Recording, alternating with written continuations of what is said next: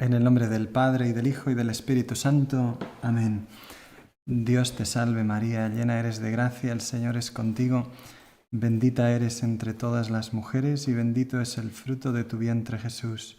Santa María, Madre de Dios y Madre nuestra, ruega por nosotros pecadores, ahora y en la hora de nuestra muerte. Amén. Gloria al Padre, y al Hijo, y al Espíritu Santo, como era en el principio, ahora y siempre, por los siglos de los siglos. Amén. En el nombre del Padre, y del Hijo, y del Espíritu Santo.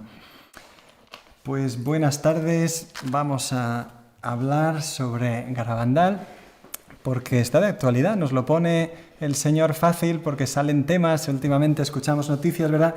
Y nos han llegado algunas verdades a medias, ¿verdad? Hemos puesto el subtítulo de esta charla, es 3 verdades a medias que pueden hacernos daño.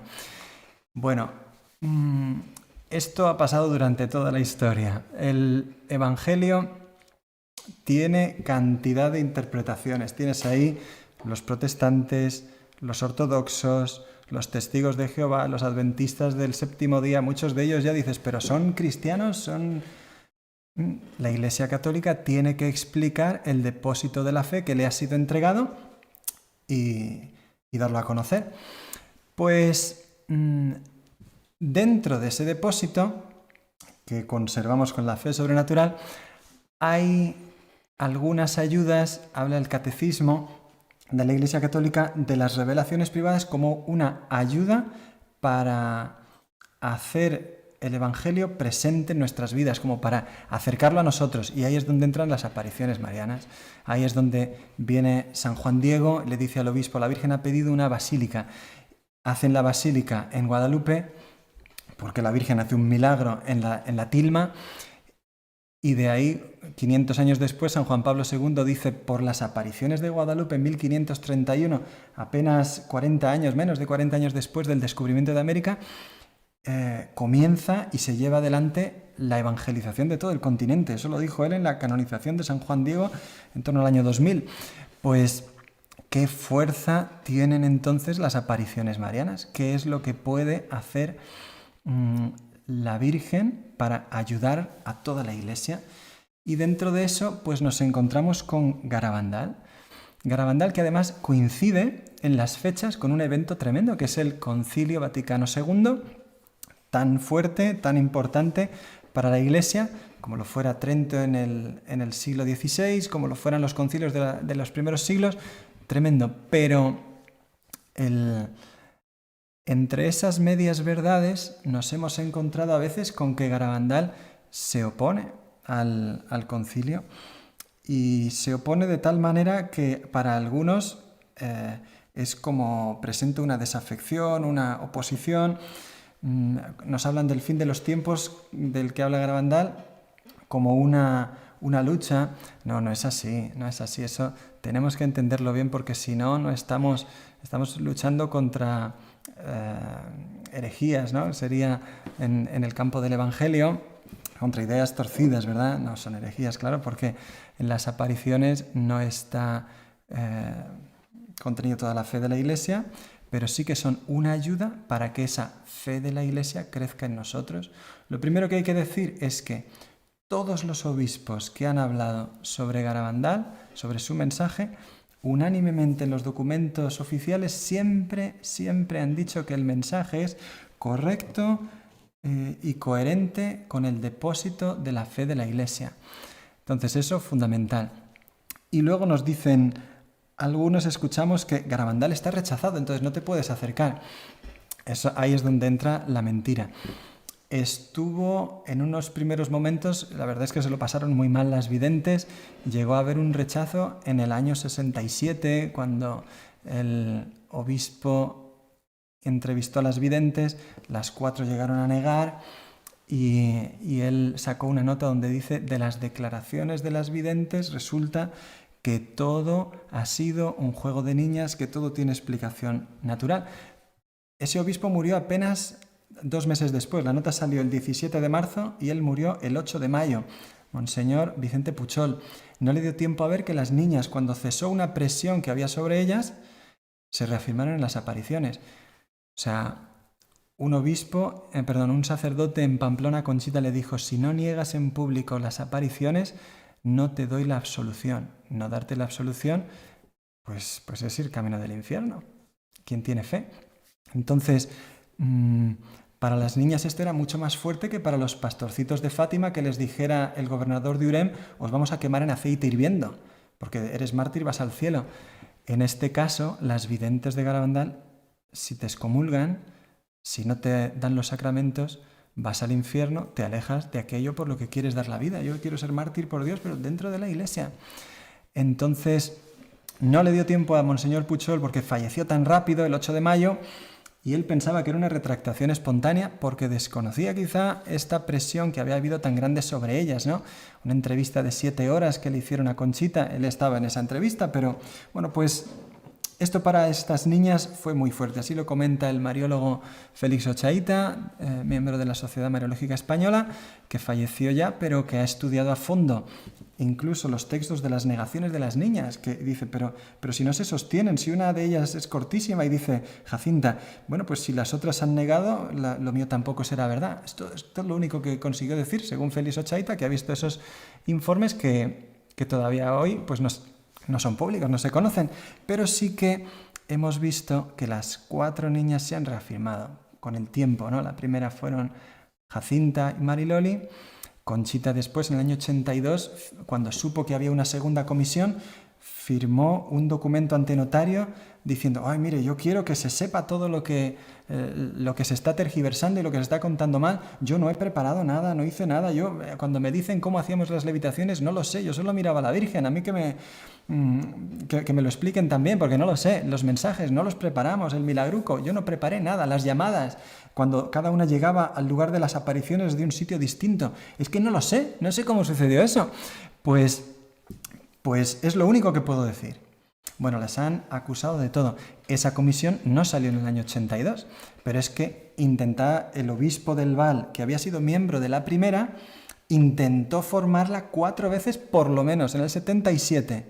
En el 82 es la nota de Conchita, quizá hubo otro intento, quizá. En el 88 lo vuelve a intentar. Estoy dudando porque él tuvo un milagro. Mariloli le llevó un crucifijo al hospital cuando él tenía cáncer de próstata, lo besó, veneró el crucifijo de Garabandal y quedó curado. Monseñor del Val, que había sido miembro de la primera comisión, que intenta lanzar la segunda, no lo consigue en el 77, en el 88 no lo consigue, en el 89, en el primer trimestre lo vuelve a intentar, y en el mes de agosto del 89 parece que por fin arranca con un equipo que pues que te impresiona, porque como hemos visto en Catarata Imparable, ¿verdad? El director de este equipo era un señor sin fe. Y este informe, preparado intentando buscar quién podía ganar allí, qué intereses económicos, qué cosas habría, se manda a Roma. Hubo también una sección teológica, pero hace poco también ha salido en una entrevista de uno de los teólogos de aquel equipo, la podéis encontrar en la tesis, aparece reflejada. Este teólogo dice que la parte teológica lo único que hicieron fue leer los libros que había y escuchar las cintas, pero no entrevistaron a las videntes, no entrevistaron a los testigos, a los médicos, a los teólogos que estuvieron en las apariciones. Claro, han pasado 30 años desde que se hizo esa comisión, 89 a 91 que se mandó a Roma. En el 92 llega la respuesta del cardenal Ratzinger, 28 de noviembre de 1982. Y aconseja al obispo que si quiere sacar una nota con lo que él tiene en la mano, dice, claro, el informe que tenía como secretario general a una persona sin fe, pues dice, mire, si quiere usted publique una nota en la que diga que no consta. ¿Qué significa no consta? Porque eso es fundamental. Desde el año 92 hasta hoy, todos los documentos los repiten eso. Incluso el más reciente, que es de 2015, lo dice 3 veces. No constat. Pues la teología lo explica eso con sencillez. De hecho, el mismo latín, que en español se entiende bastante, nos suena cercano, nos lo explica. Vamos a intentar verlo desde el latín primero. Non constat. Hay 3 opciones que puede dar la Iglesia. Bueno, esto lo dice Manfred Hauke, En 2015, miembro de la Pontificia Academia Mariana Internacional, en su libro que se titula Introducción a la Mariología. Pues este señor, en la página 262, nos explica: el juicio de la Iglesia puede ser constat de non y non constat.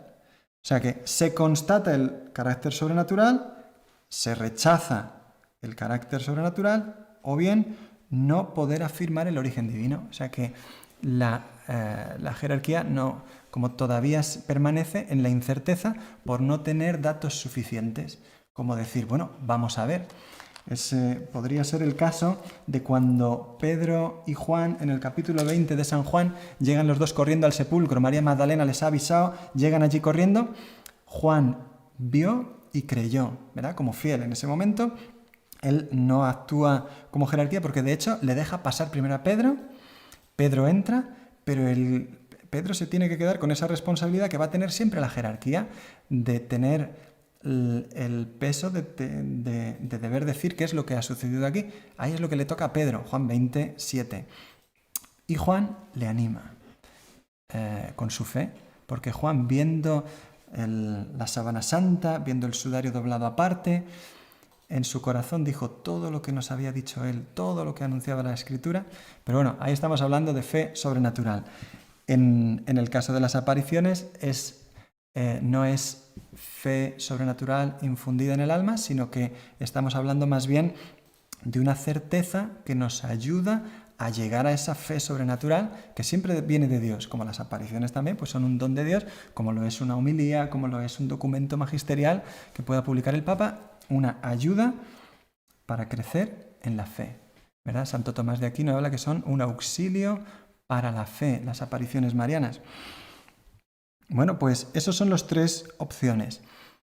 Cardenal Ratzinger, 1992, Garabandal, hasta hoy se mantiene ese juicio que él animó a mantener después del último estudio que se ha hecho. O sea, él ya tuvo en la mano el último estudio, digamos, oficial que se ha realizado sobre las apariciones de Garabandal. Y con ese estudio en la mano, claro, Ratzinger también tenía otras cosas, porque a Roma habían llegado anteriormente, en el año 76, Jacinta, y en el año 66, si no recuerdo mal, 66, y en enero del 66 llegó allí Conchita, que fue entrevistada por el cardenal Ottaviani y otros miembros de la Congregación para la Doctrina de la Fe, el Santo Oficio entonces, y después de entrevistarla salió y le dijo al sacerdote que la traía desde España: es el caso más interesante que tengo entre las manos ahora mismo. Entonces, tenía Ratzinger el documento de Ottaviani sobre Conchita, la entrevista de Jacinta, no sabemos qué cosas más, pero también el informe de 26 de abril de 1991 con la Comisión del Val, que es este obispo que había sido miembro de la primera comisión y después el que, habiendo sido curado en Garabandal, lo intenta, de hecho, él le dirá a Madre Nieves García, una religiosa que fue la guía espiritual de Conchita en el año de las dudas, en 1966-67, cuando ella hizo esas declaraciones, un poquito después de sus declaraciones al obispo Puchol. Y Madre Nieves dice que a ella le habló Monseñor del Val contándole que Ratzinger, cuando estuvo en Madrid a finales de los años 80 en el Escorial para unos cursos de verano en la Universidad de Madrid, le animó a llevar aquello adelante y a llevarle en mano los informes para que él llevase el discernimiento del estudio que ellos habían hecho en la diócesis. De hecho, así sucedió. Del Val preparó el estudio, se jubiló en abril del 91 y en ese mismo, 4 días después de mandar su jubilación, también envía el documento con el informe de esa comisión del Val que tenemos hoy, que Ratzinger vio y que hasta ahora se queda en ese non constat sobre Garabandal. Pues la autoridad de la Iglesia lo tiene que valorar. Los fieles, ¿verdad? Como podemos ver cosas, tener una certeza y dices, Dios mío, cuánto bien me ha hecho la Virgen. Cuánto bien me ha hecho. Si la Iglesia lo deja abierto, ¿verdad? Mientras, como dice Santo Tomás también, en lo esencial, unidad. En lo opinable, libertad. y en todo caridad. ¿Verdad? Mientras la Iglesia lo tiene como algo opinable, ahí tienes el juramento inmaculista, el voto inmaculista de las universidades españolas en el siglo XVI-XVII, ese amor a la Inmaculada, muchísimo antes, siglos antes de que saliera el dogma de la Inmaculada. O sea, siglos antes en España ya se defendía con un fervor que prácticamente se partía en el pecho por la Inmaculada.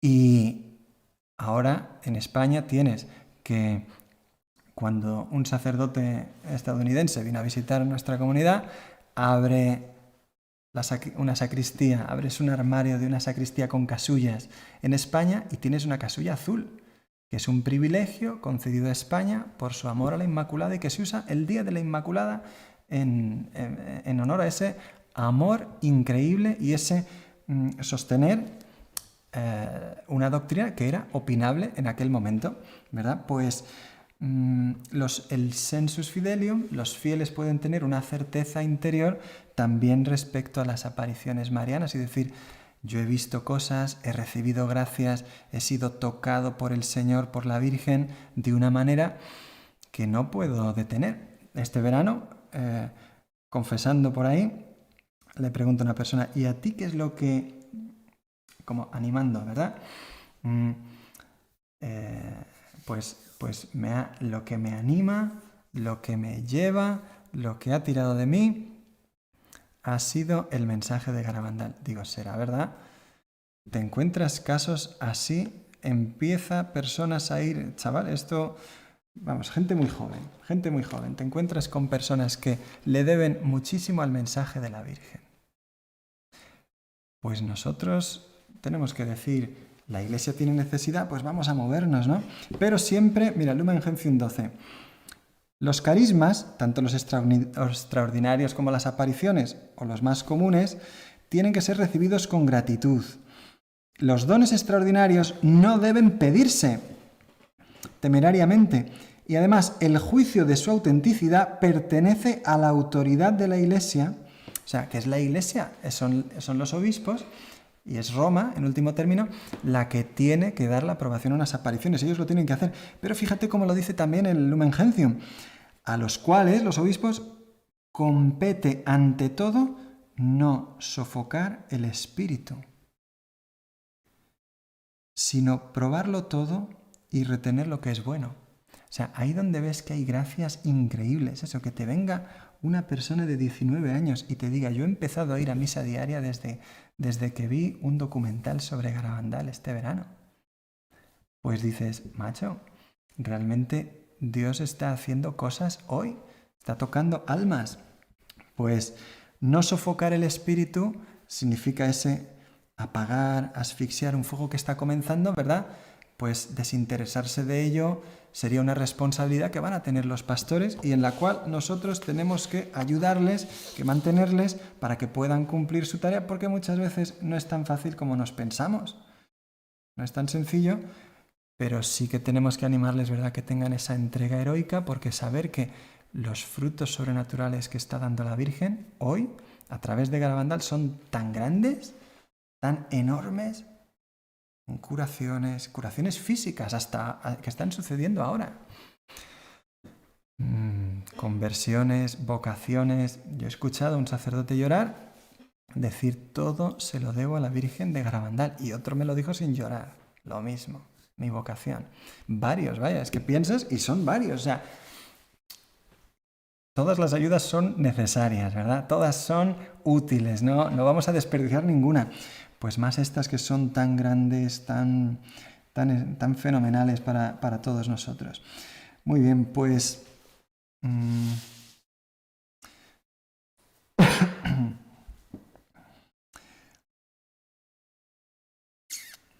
yo creo que este tema más o menos, ¿verdad?, lo hemos desarrollado.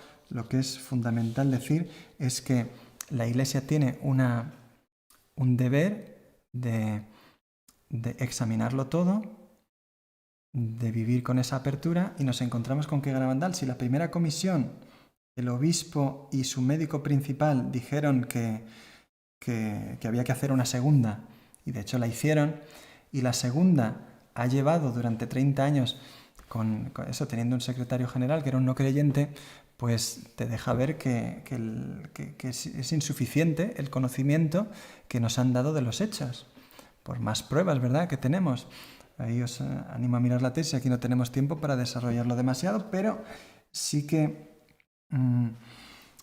nosotros nos podemos acercar, porque es un tema abierto, pero es verdad que puede venir de 3 razones, ¿verdad? Vamos a ver cuáles son esas 3 razones.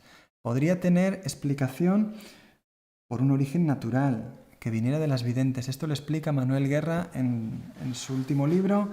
Él fue confesor de Conchita en el año 66-67, un sacerdote burgalés, que dice, explicación natural, yo no veo a Garabandal. Rechazada la simulación consciente o inconsciente, la psicosis, la inducción hipnótica, totalmente. O sea, eso para él no tiene sentido. Es el último capítulo de sus memorias. Segundo, podría tener origen preternatural, es decir, el demonio, los demonios que intentaran hacer algo. Pues dice don Manuel Guerra, aseguro que queda descartado el origen demoníaco. ¿Por qué se puede asegurar?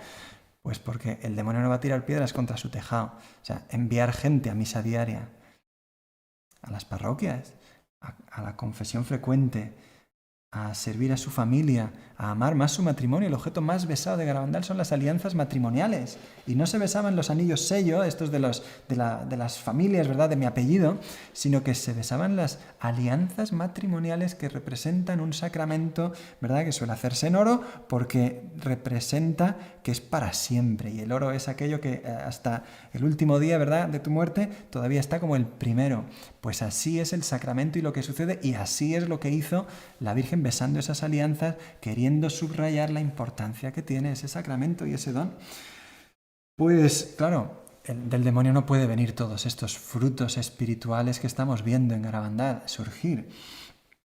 Pues entonces, según don Manuel, solo nos queda una opción, que es la de que tengan origen sobrenatural. Y concluye, la declaración oficial del origen sobrenatural compete a la Santa Sede, que todavía no se ha pronunciado de modo definitivo.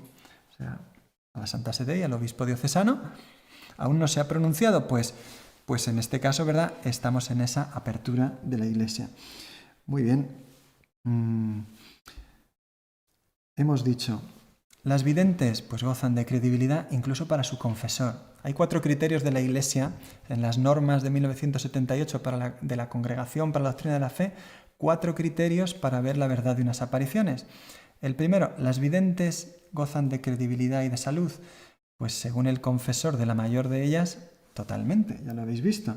Os he citado de él una de las páginas de sus memorias que ha escrito recientemente. En segundo lugar, la verdad de los hechos han sido sostenidos por miles de testigos.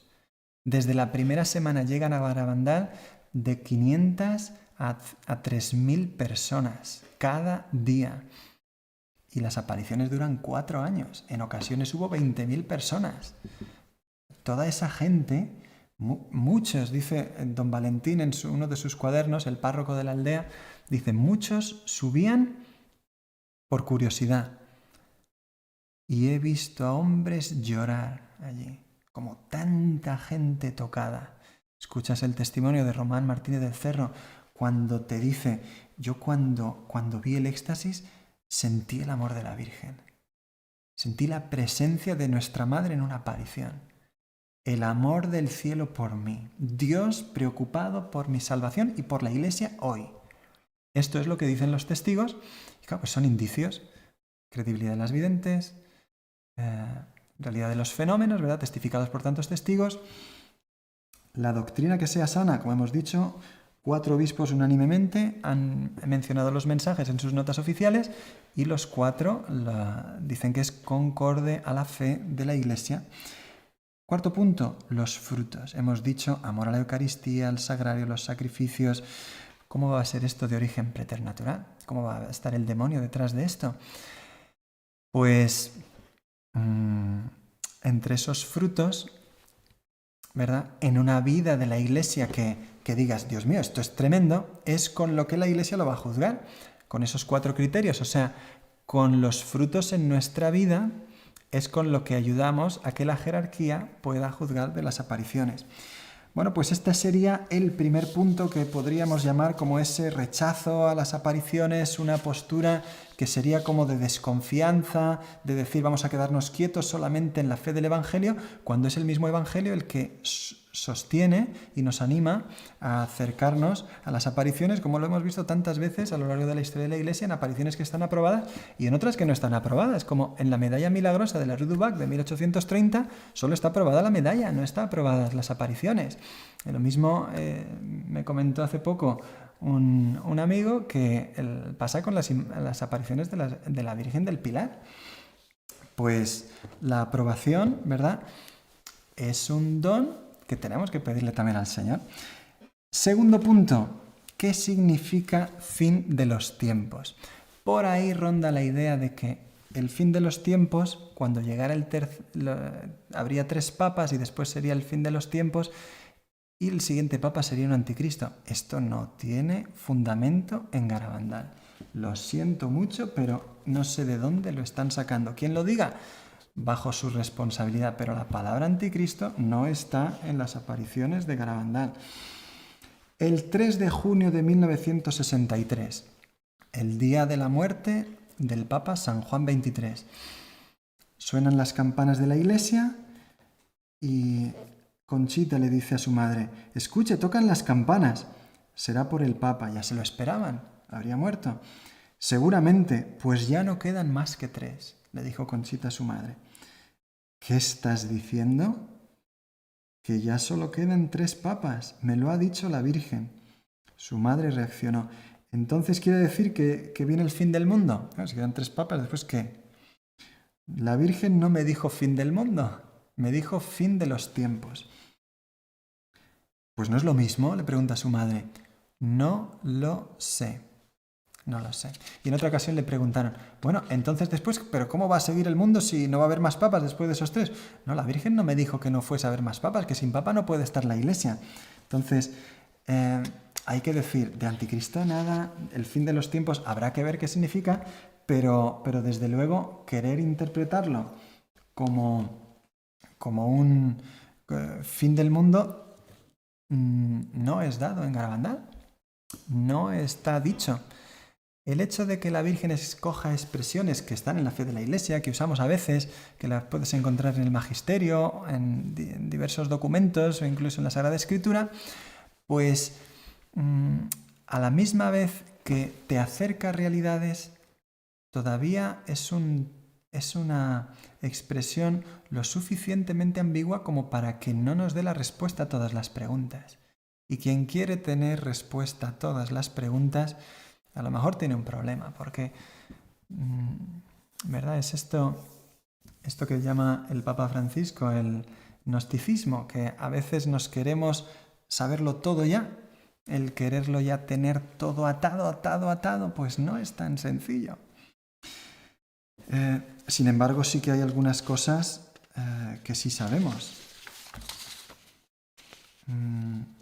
Y es que fin de los tiempos, ¿verdad? Nos habla probablemente de un cambio, de un final, de algo fuerte, algo grande. San Juan Pablo II, en el mensaje a los participantes en el Congreso Mundial de los Movimientos Eclesiales, mayo de 1998, les dice: hoy percibo los frutos de la primavera de la Iglesia que anunció el Concilio Vaticano II. O sea, ya veo venir los frutos de, pues si va a haber un fin de los tiempos, después ¿qué va a haber? Parece que algo muy grande, ¿verdad? Hay un cambio, no sabemos cómo, cuándo. Sí, 3 papas y luego tiene que ser. Bueno, tiene que ser, pero no va a ser a lo mejor, ¡pum!, ¿no? Como el que saca, ¿no? Es Juan Pablo II veía los primeros brotes de la primavera de la Iglesia y dices, pues yo no los veo todavía, ¿no? Yo sí veo cosas, pero todavía no los acabo de ver. Benedicto XVI, hablando sobre intentar entender la expresión fin de los tiempos en el libro Últimas conversaciones con Peter Sewell, ¿se ve usted como el último papa de una antigua era o como el primero de una nueva? Diría que estoy entre 2 épocas. no pertenezco ya al mundo antiguo, pero tampoco el nuevo existe realmente aún. A mí esto me hace mucha gracia porque hay algunos estudiosos de Garabandal que dicen que entre esos 3 papas, la Virgen le dijo a Conchita que habría uno que duraría muy poco tiempo y que no lo tenía en cuenta. Con lo cual, a la muerte de Juan XXIII sería uno muy cortito dentro de 3. O sea, Pablo VI, Juan Pablo I duró 33 días, Juan Pablo II y el cuarto sería Benedicto, entraríamos en el fin de los tiempos con Papa Francisco. Otros dicen que no, ¿verdad? En un lado hay unos y otros. En cualquier caso, como dice Benedicto aquí, yo no pertenezco aún al mundo antiguo, no sé si soy el primero de una época nueva o el último de una antigua, pero eso lo dirá la historia, ¿no? La división histórica en épocas siempre se lleva a cabo a tiempo, a toro pasado. Está en marcha un cambio de periodo histórico, pero aún no sabemos a partir de qué momento se realizará eso. Ahí lo tienes. Papa Francisco, discurso a la curia romana con motivo de las felicitaciones navideñas, Sala Clementina, 21 de diciembre de 2019. Va a hacer un año dentro de 2 días de estas palabras del Papa. No estamos viviendo simplemente una época de cambios, sino un cambio de época. Pues ahí lo tienes. La actitud sana, sigue diciendo el Papa, es una conversión que se funda principalmente en la fidelidad al depositum fidei y a la tradición. Bueno, pues ahí tienes también la importancia, ¿verdad? Cuando nos hablan de ruptura, de cambio, de salto. Bueno, la tercera idea que vamos a comentar dentro de un momentito, pues va a ser la del tradicionalismo. Cuando decimos sobre esas medias verdades, sobre esos líos, porque la tradición sí, pero el tradicionalismo no. Entonces, aquí nos dice el Papa, ¿verdad?, que la solución, la actitud sana en esos cambios tiene que estar en la fidelidad al depositum fidei y a la tradición, a lo que hemos recibido. El amor a los evangelios, a la escritura, a la iglesia, desde todos los tiempos. Fátima, en el segundo secreto, nos hablaba también. Al final, por fin, dice la página web del Vaticano, cuando buscas el documento que publicó el tercer secreto en el año 2000, Congregación para la Doctrina de la Fe, lo mandó Juan Pablo II, pero lo publicó el cardenal Ratzinger. Por fin mi inmaculado corazón triunfará. Si lo miras en inglés dice in the end, que significa en el fin, al final de los tiempos. Pues por ahí estamos. El segundo secreto de Fátima, que nos habla de que Dios ha querido establecer en el mundo la devoción a mi inmaculado corazón para traer gracias enormes en estos últimos tiempos, pues resulta que te está hablando de que al final vendrá el triunfo del inmaculado corazón. Fin de los tiempos y una repristinación de la fe. Ese sería el sentido, ¿verdad?, en el que tenemos que entenderlo. Estoy pensando cómo decir Garabandal, cómo entra aquí. Pues ya sabéis, ¿no? La Virgen anunció que vendría tiempos muy difíciles, una gran tribulación. No sería todavía el castigo, no sería todavía esos signos proféticos anunciados en Garabandal, lo mismo que se anunció el milagro solar en Fátima, sino que primero tendría que venir una gran angustia para el mundo y una persecución para la Iglesia, que parecería estar a punto de desaparecer. ¿Cómo se llamaría esto? Y la Virgen dijo que comunismo. Varios años después, Conchita le preguntó en Burgos a su guía espiritual, una monjita, Madre Nieves, ¿qué significa comunismo? Que te recuerda lo mismo que le sucedió a Santa Bernadette Soubirous, que le dijo a su párroco Peire Male, yo soy la Inmaculada Concepción, y él dijo, yo no sé cómo la niña sabe esto. Si es un dogma que acaba de proclamarse hace 2 años, ¿de dónde lo sabe esta mocosa, verdad? No comparamos a las videntes de una aparición con las de otras, simplemente el hecho de que no sabían lo que decían porque no lo era para ellas, era para toda la Iglesia lo que estaban dando. Bueno, pues volvemos a insistir el tema de un anticristo, querer ver en ese cuarto papa, ¿verdad?, en el que vendría después de estos 3, Mira, bajo su responsabilidad el que lo diga, jamás lo dice Garabandal, no van por ahí. De hecho, le preguntan a Conchita, ¿entonces no habrá más papas? La Virgen no ha dicho eso. La Virgen ha dicho que sin papa no puede estar la Iglesia. Es más, las apariciones nos hablan incansablemente de un amor a los sacerdotes, amor a la jerarquía, rezar por ellos. En algún lugar ha dicho Jacinta y Conchita también le hemos escuchado decir, todos los días la Virgen nos hablaba de los sacerdotes, de rezar por ellos, de obedecerles, como a nuestros padres, con cariño, ¿verdad? No juzgar, no perseguir, amar. Muy bien.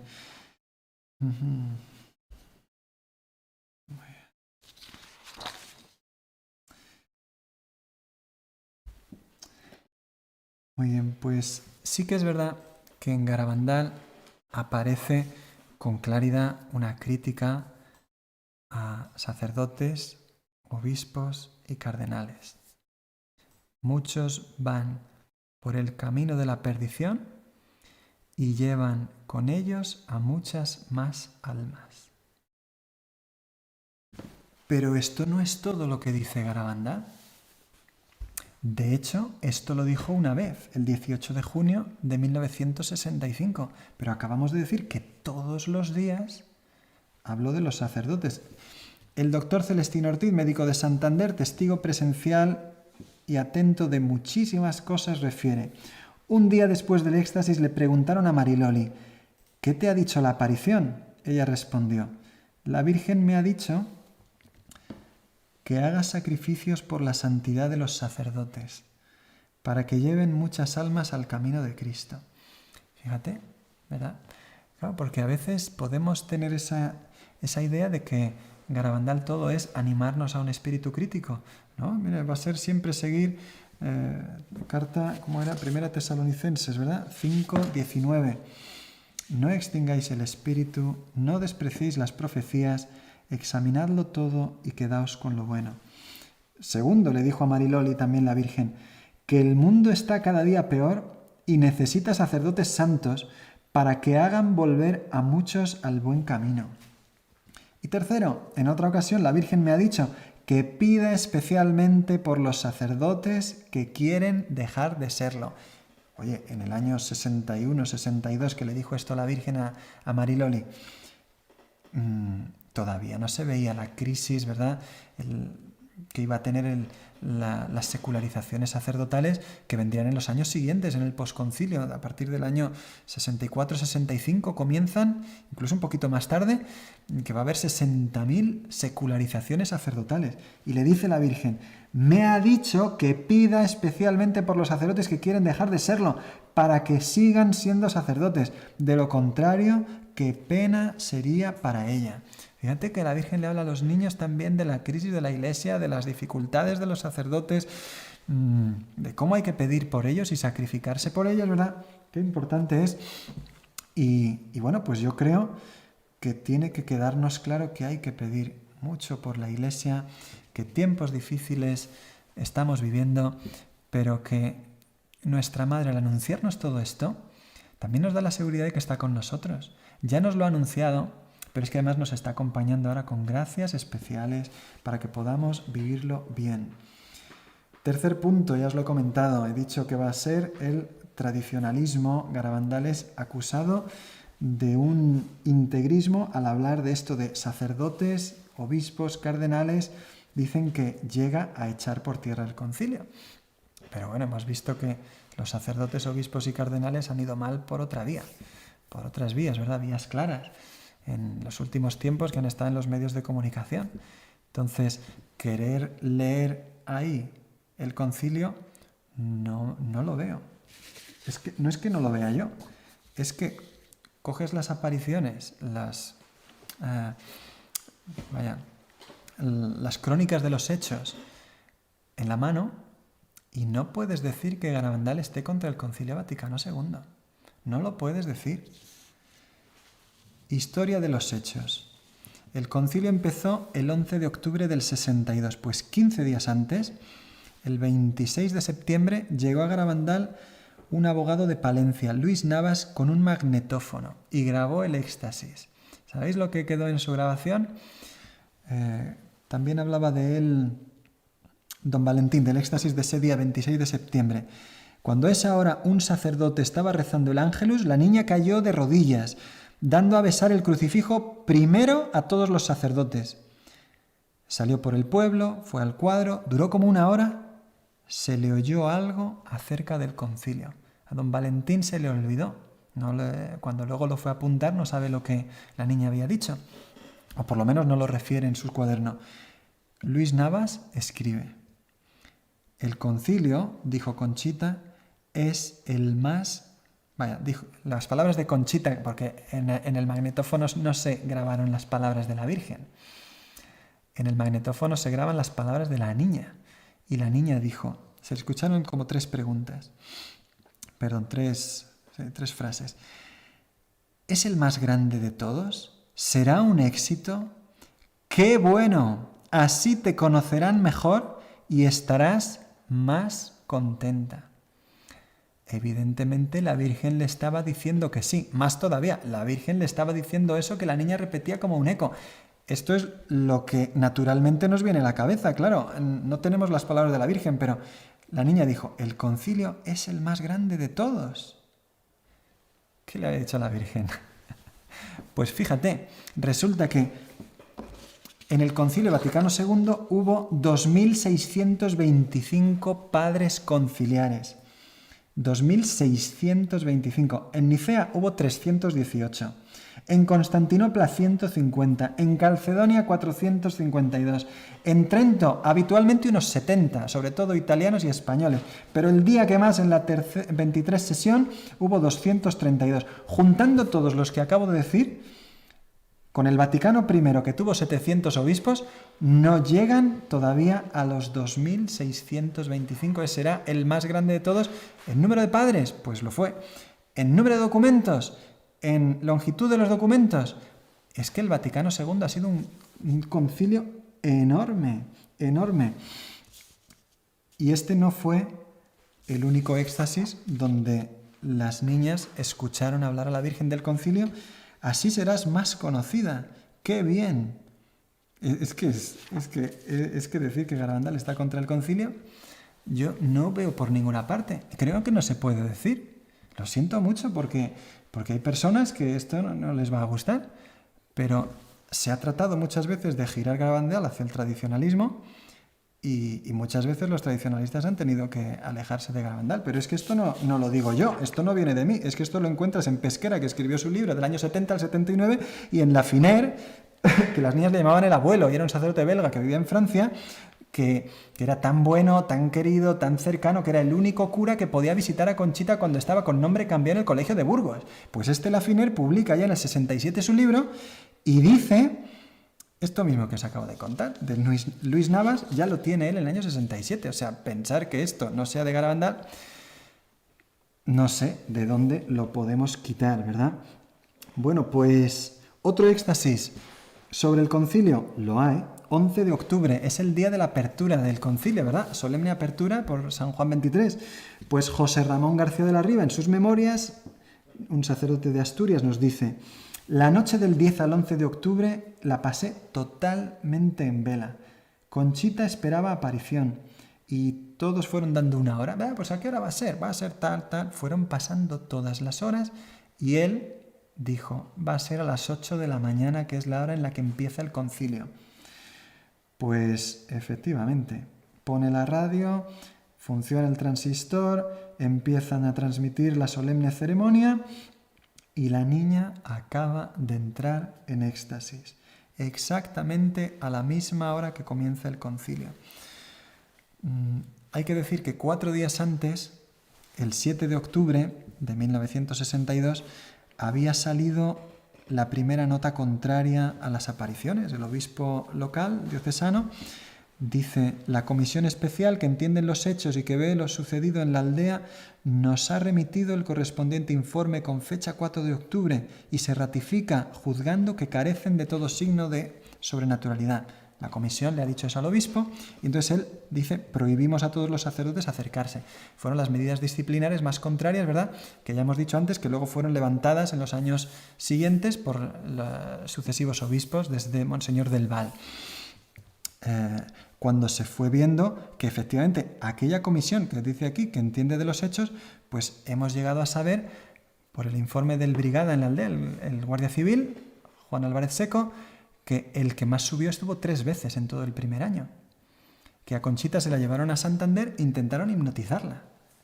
Que le cortaron las trenzas porque pensaban que la energía de las trenzas es lo que hipnotizaba a las otras 3. Y de hecho, buscas las fotos y tienes a Conchita con el pelo corto. Después de volver de Santander en agosto, el 3 de agosto de 1961. Pasó allí 8 días, desde finales de julio. Esto es lo que había hecho aquella comisión y que después se tendría que levantar. Pero Conchita 4 días después tiene éxtasis, la Virgen le habla y escribe don Valentín. Subió al cuadro, el éxtasis duró como 1 hora. José Ramón García de la Riva termina diciendo... Aquel trance que había coincidido exactamente con la hora del concilio, no fue únicamente este el magno acontecimiento que estuvo presente en aquellos minutos de comunicación con el cielo. Al acabarse los mismos, se le preguntó a la vidente si ella había preguntado algo a la Virgen, y dijo que sí, que le había preguntado por qué el señor obispo había dado aquella nota. ¿Y qué contestó la Virgen?, preguntaron.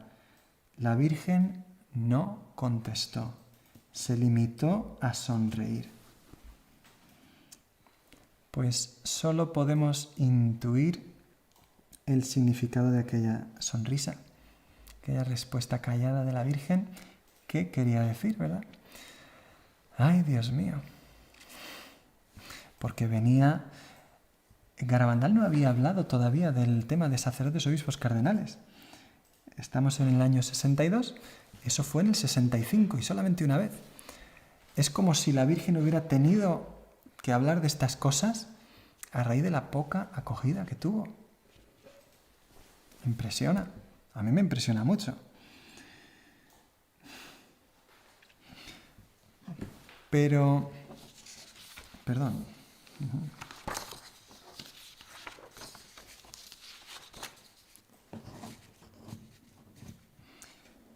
Bueno, por eso estamos diciendo, ¿verdad?, que querer oponer Garabandal y Vaticano II, pues es desconocer Garabandal. Es verdad, hay que decir con todo que el Vaticano II no es la solución a todas las cosas.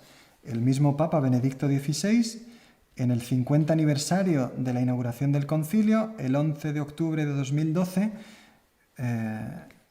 dijo: el esquema 13 no consiguió su resultado, o sea, su propósito. La Gaudium et Spes, que trataba de responder a cómo debía estar la Iglesia en su relación con el mundo, tenía que haber un ayornamiento, ¿verdad?, tenía que haber un acercamiento en el lenguaje, pero en los contenidos tenía que respetar, ¿verdad?, guardar la tradición. Pues dice el Papa, no consiguió lo que se proponía. Aunque esta constitución pastoral afirma muchas cosas importantes para comprender el mundo, en este punto no logró ofrecer una aclaración sustancial. Pero claro, hubo muchas tensiones, hubo muchas inclinaciones entre los padres conciliares. Hubo una votación incluso que de 2000 y pico que votaron, la diferencia fue por 17 votos para poder cambiar un documento de sitio. O sea, que estaban realmente posturas enfrentadas. El concilio era spaccato, dice, estaba partido en dos, dice en algún momento alguno de los comentaristas.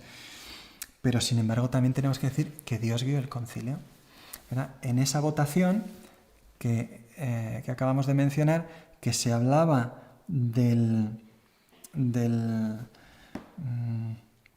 esa votación nos hablaba sobre el documento mariano que se estaba realizando, si debía incluirse como final, como documento propio, o meterse más bien al final de otro documento, más bien así como un anexo, como un capítulo último, un epílogo ahí. Pues Hubo una conferencia en Fulda en el verano del 63, en medio del concilio, que fue casi algo cismático, porque los que lo habían organizado, al frente de ello estaba Karl Rahner y había unos 70 obispos alemanes, austriacos, suizos, algunos escandinavos, franceses y belgas. Pues trataron de decir que el tema de la Mariología había que quitarlo porque sería uno de los obstáculos más importantes para la unidad de los cristianos, que ese documento se redujese, se apartase, tal.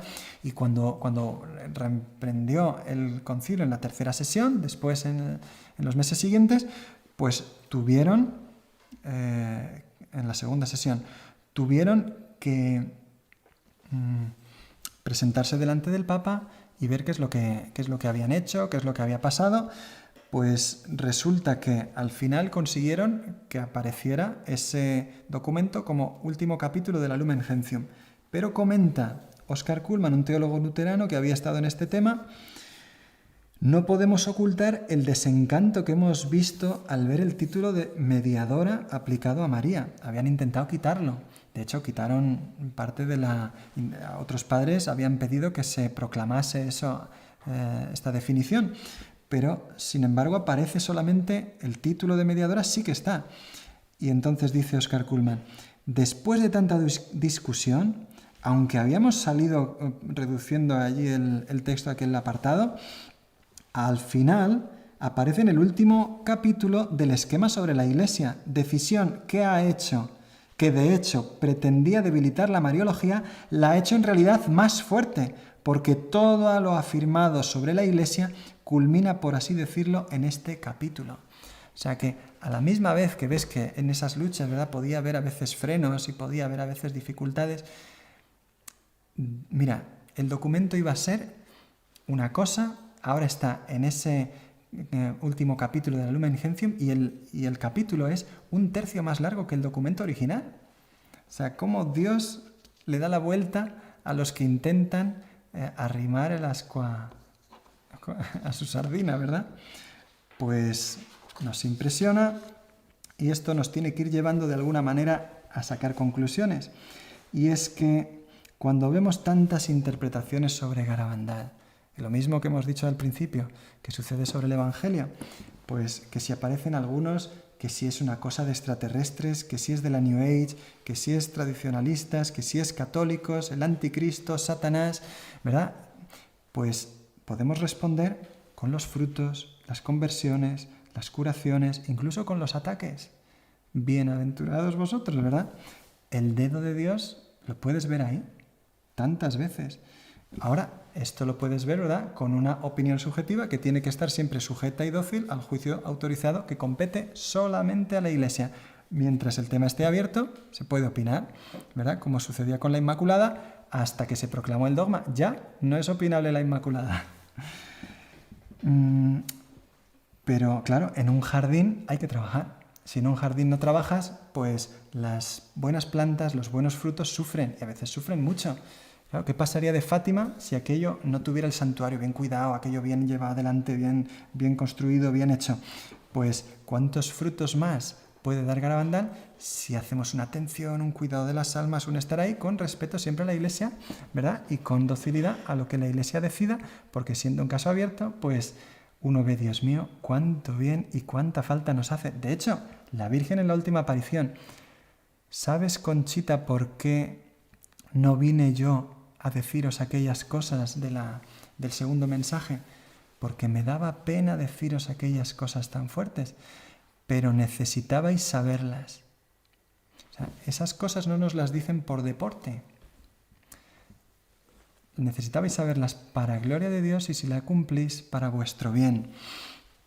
Y quisiera terminar con una frase de San Maximiliano Kolbe que dijo el domingo 10 de enero de 1937 a sus compañeros.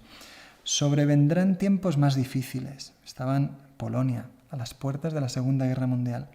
Tiempos de prueba, de tentación y de desaliento.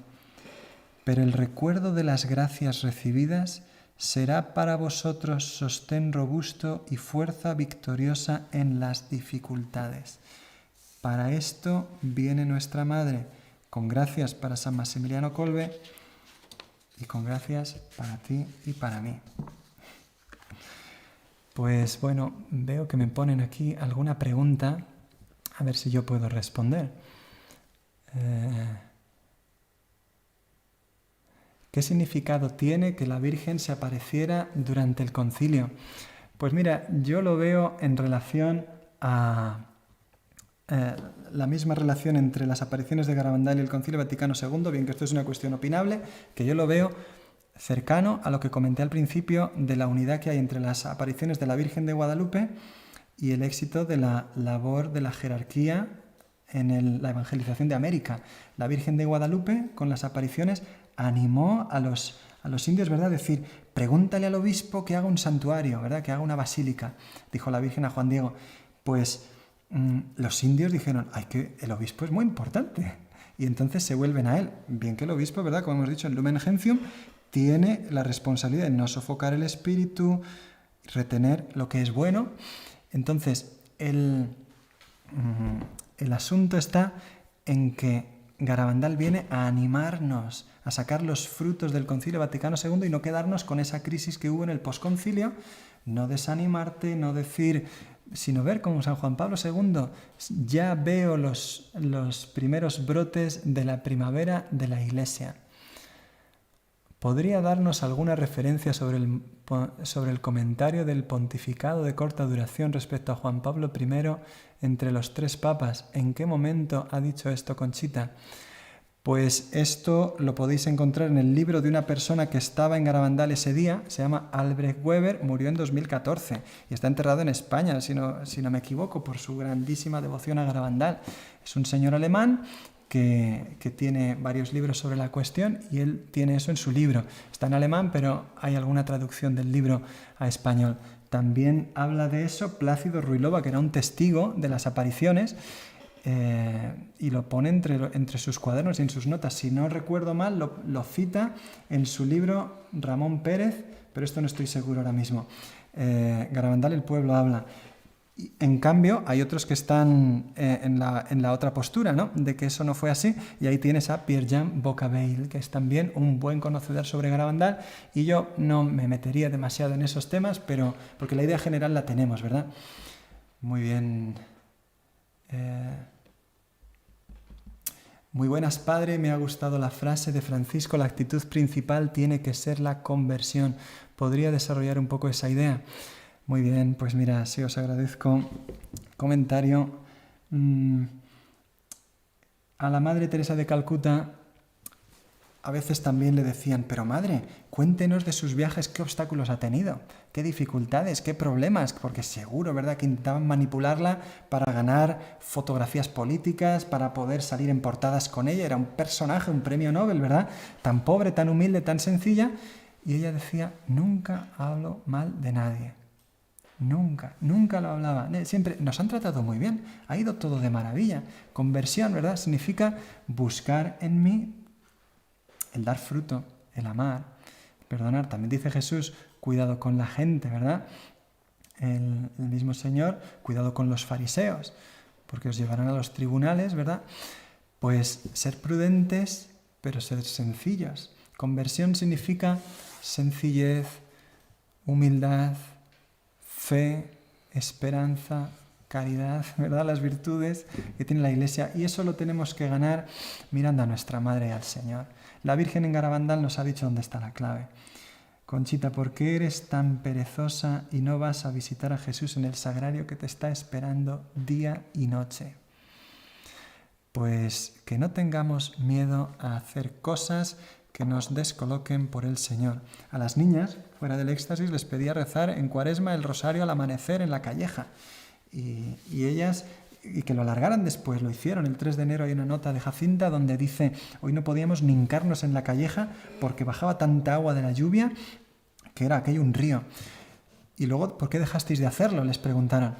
Pues porque nuestros padres nos lo mandaron y la Virgen nos dijo, obedeced siempre a vuestros padres y a los sacerdotes, antes incluso de lo que os pueda decir yo.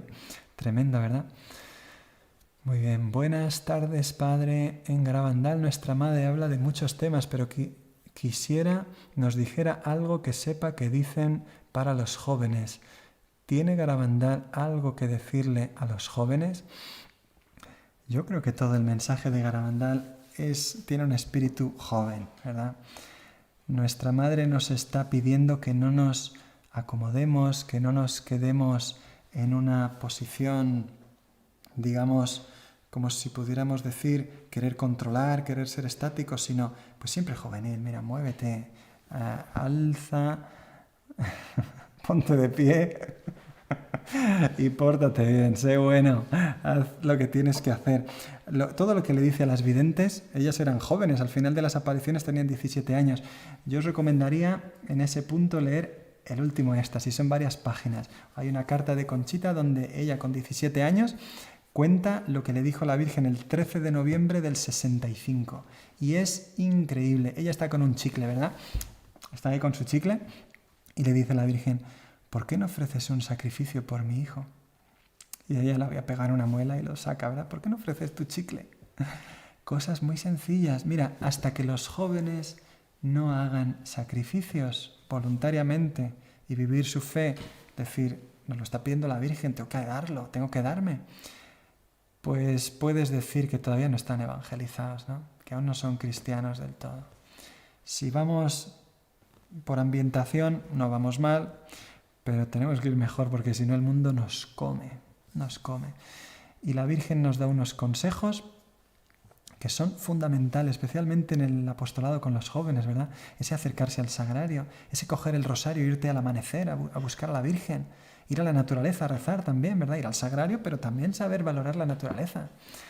Bueno, pues porque las niñas fueron a rezar por el cementerio, a la calleja, subieron a los pinos, rezaban, hacían romerías, hacían de todo, incluso a veces fuera del pueblo. He escuchado a mucha gente usar Garabandal para criticar a los curas, como si la Virgen los criticara mucho. ¿Puede contarnos detalles de la Virgen hablando sobre los sacerdotes? ¿Qué responder a estas personas? Bueno, creo que eso lo hemos respondido más o menos en la charla, ¿verdad? Hemos tratado el tema de que ciertamente los sacerdotes necesitan conversión. Los sacerdotes no podemos darnos por demasiado como molestos porque la Virgen nos exige, ¿no? Decir, esto no es para los sacerdotes de ahí, de Puente Nansa, de Garabandal, decir, oye, que los sacerdotes van por mal camino, o los obispos de aquí, ¿no? Esto es un mensaje para todo el mundo. Y era necesario decirlo porque venía una crisis que ahora conocemos. Pero a la misma vez, si la Virgen ha dicho tantas cosas buenas de ellos y los santos nos enseñan, sobre eso sí os recomendaría, si podéis ver la charla, ya hice hace unos meses, se titula Garabandal y los sacerdotes, ¿verdad? La Virgen sobre los sacerdotes tiene muchísimo que está en continuidad con el amor a la jerarquía de toda la Iglesia. Lo hemos visto, que nos habla muy bien y nos pide por ellos. Y bueno, yo creo que vamos a dejarlo. Hay muchas preguntas por aquí, pero hemos disfrutado. Y le damos gracias a nuestra Madre y le pedimos que esto pueda dar fruto en nosotros y en más almas, ¿verdad? Que el amor de nuestra Madre pueda tocar muchos corazones. En el nombre del Padre, y del Hijo, y del Espíritu Santo, te damos gracias, Señor, por los beneficios recibidos de tu mano generosa y providente por Cristo nuestro Señor. Amén. Dios te salve María, llena eres de gracia, el Señor es contigo. Bendita eres entre todas las mujeres y bendito es el fruto de tu vientre Jesús. Santa María, Madre de Dios y Madre nuestra, ruega por nosotros pecadores, ahora y en la hora de nuestra muerte. Amén. Gloria al Padre, y al Hijo, y al Espíritu Santo, como era en el principio, ahora y siempre, por los siglos de los siglos. Amén. En nombre del Padre, y del Hijo, y del Espíritu Santo. Amén.